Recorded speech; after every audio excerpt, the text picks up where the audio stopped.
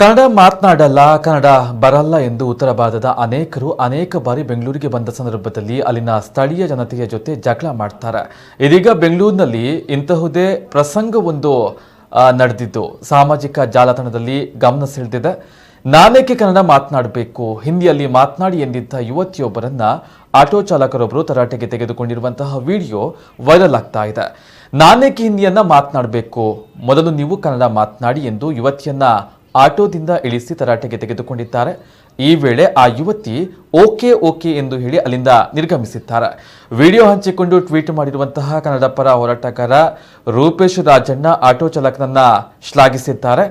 ಆದರೆ ಈ ವಿಡಿಯೋ ಬೆಂಗಳೂರಿನಲ್ಲಿ ಎಲ್ಲಿ ಮತ್ತು ಯಾವಾಗ ನಡೆದಿದೆ ಎಂಬ ಮಾಹಿತಿಯನ್ನ ಅವರು ಹಂಚಿಕೊಂಡಿಲ್ಲ.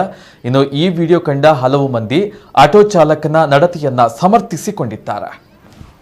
Karnataka, okay? You have to speak in Kannada. So you have to speak in Kannada. No, we will not speak in Kannada. Not Indian beggars. Why we will You speak in people are not Kannada? Indian beggars. Why are come to Karnataka? Okay. This is our land, okay? This is our land. Okay. This is our land, not Okay. your land. Okay. You have to speak in Kannada. Okay. Why should I speak in Hindi? Okay, okay, okay. Why should I speak in Okay, Hindi? okay. This is Karnataka, okay? So, You have to so, speak so. in Kannada. So You why? have to speak in Kannada. No, we will not speak in Kannada. Beggars. Not Why? Indian beggars. Why we will You speak in people are not Kannada? Indian beggars. Why are come to Karnataka? Okay. This is our land, okay? This is our land. Okay. This is our land, not Okay. your land. Okay. You have to speak in Kannada. Okay. Why should I speak in Hindi? Okay, okay, okay. Why should I?